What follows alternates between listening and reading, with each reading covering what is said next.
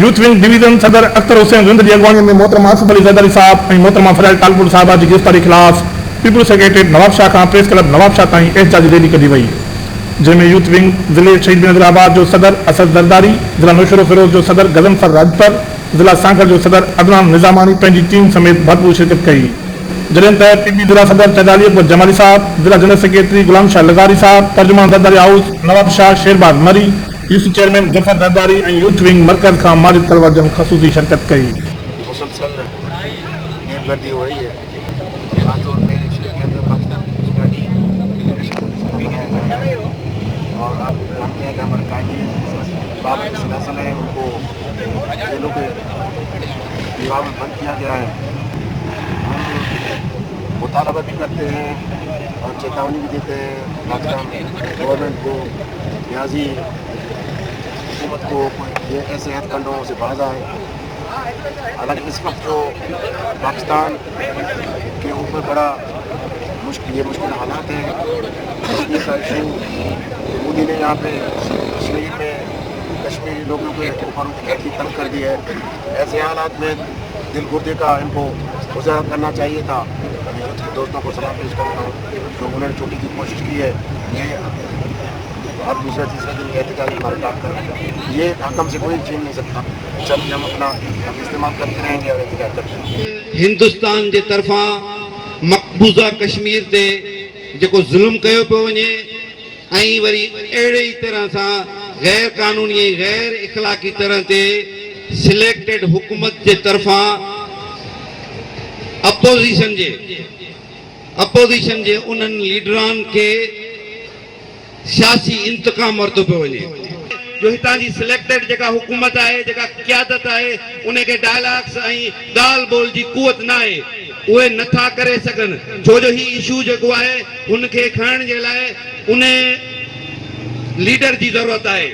असां इन फोरम तां इहो चवंदासूं त न्याज़ी हुकूमत असांजे काइद चेयरमैन बिलावल भुट्टो खे इहा ज़िम्मेवारी सौंपी वञे त जीअं हू कश्मीर मक़बूज़ा कश्मीर काज़ जो जेको प्रोग्राम आहे उनखे अक़वाम मुतहदा ऐं दुनिया जे मुख़्तलिफ़ प्लेटफॉर्म ते उनखे खणी उते उजागर करे उनजे केस खे पेश करे।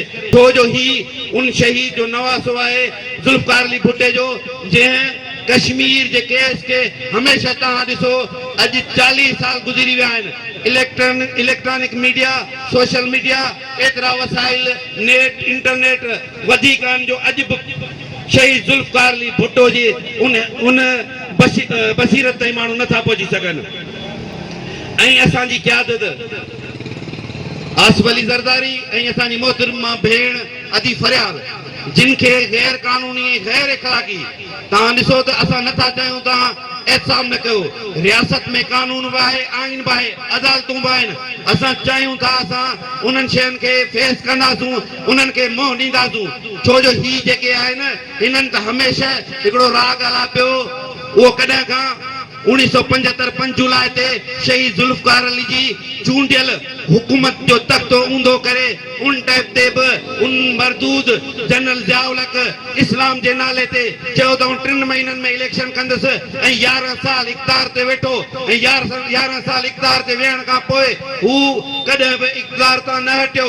काजननि खे बि हुननि हथी ॾिनी ऐं पाकिस्तान खे बि हुन कमज़ोर कयो। पोइ हुनखे गज़ब इलाही आसमान जो थियो न ज़मीन जो थियो। तव्हां ॾिसो जॾहिं 65 जी जंग लॻे थी त अयूब खान ऐलान थो करे त पाकिस्तान जी 10 करोड़ अवाम तव्हां उथो ऐं हिंदुस्तान सां जंग कयो। हुन इहो न चयो त फ़ौजनि खे तव्हां उथी फ़ौज जी जंग कयो। जॾहिं बि जंगियूं थींदियूं आहिनि त आउं तव्हांखे यकीन सां ॿुधायां उहे क़ौमूं ऐं अवाम विढ़ंदी आहे। ज़ुल्फ़िकार अली भुट्टे खे जॾहिं टुटल फुटल मुल्क ॾिनो वियो 71 में, तॾहिं हुन चयो हिंदुस्तान खे ललकारियो तो आओ आज लड़ो पाकिस्तान से, क्योंकि पाकिस्तान की पूरी आवाम जो है आपके साथ लड़ सकती है। असां हींअर बि हिननि खे इहो वार्न था कयूं। पीपल्स पार्टी हमेशह भुट्टे साहब मोहतरमा हिननि जा ॾिसो तव्हां मीडिया ट्रायल कया विया -1 जा फार्मूला ईजाद कया विया पर पीपुल्स पार्टी हमेशा जानन जा नज़राना शहादतूं ॾेई पाकिस्तान जी बका ऐं सालमत जे लाइ हमेशा पाकिस्तान जे लाइ जिदोजहद कंदी रही। जेके बि लीडर आहिनि नवाज़ शरीफ, मरियम नवाज़, आसिफ अली ज़रदारी, अती फरियाल खे फिल फोर रिहा कयो। असां नथा चाहियूं त असां को अदालतनि खे फेस न कंदासूं, असां यकीनन अदालतनि खे फेस कंदासूं मगर ये सियासी हथकड़ा ऐं इंतकाम न वरितो वञे। अस्सलाम वालेकुम या अली मदद जी भुट्टो।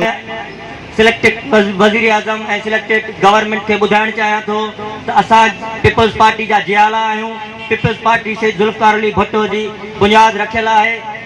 शहीद ज़ुल्फ़िकार अली भुट्टो खां वठी असां इहे जदोजहद कंदा आया आहियूं, जेलनि जा रस्ता ॾिसंदा आया आहियूं। असां इहे जेलनि जे रस्तनि जे ज़रिए तव्हां खां डिॼण वारा न आहियूं। शहीद ज़ुल्फ़िकार अली भुट्टो खे तव्हां जेल में विधो, तव्हांखे छा मिलियो? शहीद मोहतरमा राणी शहीद राणी बेनज़ीर भुट्टो खे तव्हां जेल में कैद कयो, तव्हां उन ते कुझु साबित न करे सघियो। असांजे आसिफ अली ज़रदारी साहब खे तव्हां 11 साल पहिरीं कैद काटराए, को बि साबिती न थी आहे ऐं 11 साल कैद काटे यानी कि पंहिंजी उमिरि कैद जी सज़ा काटे चुकियो आहे। उनजो उन्हनि खे ॿुधाइणु चाहियूं था हींअर बि असां हिन जे हथकंडनि खां न डिॼण वारा आहियूं। अदी फरियाल टालपुर साहिबा खे ईद वारे ॾींहुं हिकु राति ॾिसो पहिरीं हिननि जेके जारियाना असां ते ज़ुल्म कया, असां उन्हनि खे मुंहुं ॾियण लाइ तयारु आहियूं ऐं असां पीपल्स यूथ डिवीज़न शहीद बेनज़ीराबाद जे तरफ़ां हिन नंढे सॾ ते अॼु गॾु थिया आहियूं ऐं असां हिन वज़ीर आज़म खे ॿुधाइणु चाहियूं था त इनशा अल्लाह ताला असां पंहिंजी जदोजहद अॻिते कंदासूं ऐं असां हिन खे साबित करे ॾेखारींदासूं त पीपल्स पार्टी हिकु जमहूरियत पसंदि पार्टी आहे ऐं इनशा अल्लाह वज़ीर आज़म बिलावल भुट्टो ज़रदारी थींदो। जीए भुट्टो, जीए शहीद राणी बेनज़ीर न्याज़ी आमरन जे कदमनि जे पोयां हलंदे आसिफ अली ज़रदारी साहब जन के गुज़रियल 70 ॾींहनि खां नेब जी कस्टडी में रखियो पर अॼु ताईं नेब को सबूत पेश न करे सघी आहे ऐं उहो असांजे मुल्क जा सदर रही चुका आहिनि। उन्हनि जी तबियत नासाज़ आहे पर उन्हनि खे का बि सहूलियत नथी ॾिनी वञे। इमरान खान वाइदा कया हुया त असां मदीने जी रियासत ठाहींदासीं।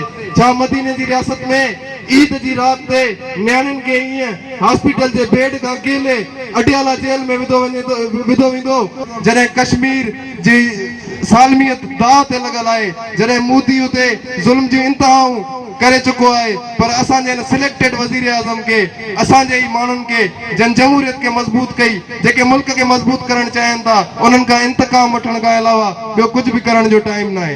इन्हनि खे असां मैसेज ॾियणु चाहियूं था त जेके तव्हां करे रहिया आहियो इन जा नतीजा तमामु ख़राबु निकिरण वारा आहिनि। तव्हां सिफ़ारती मैदान में फैल विया आहियो ऐं तव्हां हिते पीपल्स पार्टी ऐं ॿियनि पार्टियुनि जे ख़िलाफ़ वञी करे मैसेज छा था ॾियण रहिया आहियो? पाकिस्तान खे कहिड़ी जाइ ते बीहारणु था चाहियो, कहिड़े पॉइंट ते आणणु था चाहियो? अकेलो तनहा तव्हां दुनिया में पाकिस्तान खे करे छॾियो आहे। असांजे चेयरमैन को चेयरमैन आसिफ अली ज़रदारी ऐं असांजी भेण अदी फरियाल टालपुर खे जो गिरफ़्तार कयो आहे उनजी असां भरपूर कयूं था पीपल्स यूथ ऑर्गेनाइज़ेशन सांगड़ जी तरफ़ां। उन हुकूमत जेके पाकिस्तान जे मथां डिक्टेटर खे पोइवारी करे करे उहा हुकूमत जेकी आहे ज़ोरी असांजे मथां मसरत कई वई आहे उन जे ख़िलाफ़ पीपल्स यूथ विंग जे सिंध जे सदर जावेद नायब लगारी सॼी सिंध जे उन्हनि डिवीज़न जे हेडक्वार्टरनि जे अंदरि हिकु कॉल ॾिनी ऐं इहो ॿुधाइण जे लाइ त असां इन हुकूमत खे कॾहिं बि तस्लीम नथा कयूं। जॾहिं बिलावल भुट्टो ज़रदारी साहब असांजो चेयरमैन कश्मीर जे अंदरि ईद नमाज़ कश्मीर सां यकजहती तौर उते ईद मल्हाइण विया हो, तव्हां हिते मैसेज ॾिनो असांखे, तव्हां मैसेज छा ॾिनो हो? असां इस्लामाबाद जे उन्हनि ऐवाननि में उन्हनि पंज जे अस्पताल जे अंदरां करे असां अडियाला जेल में वठी करे अदी फराल खे वठी वञूं था। छा मैसेज ॾींदो पाकिस्तान पीपल्स पार्टी जालनि खे? बिलावल भुट्टो ज़रदारी साहब तोखे असेंबली जे अंदरि बि उहो ललकारे थो, तोखां जेकॾहिं हुकूमत नथी हले पाकिस्तान पीपल्स पार्टी जो नौजवान चेयरमैन मोहतरम बिलावल भुट्टो ज़रदारी इंशा अल्लाह ताला वज़ीर आज़म थी करे ऐं तोखे ॿुधाईंदो हिन मुल्क जे अंदरि कीअं हुकूमत थींदी आहे, कीअं जमहूरियत थींदी आहे।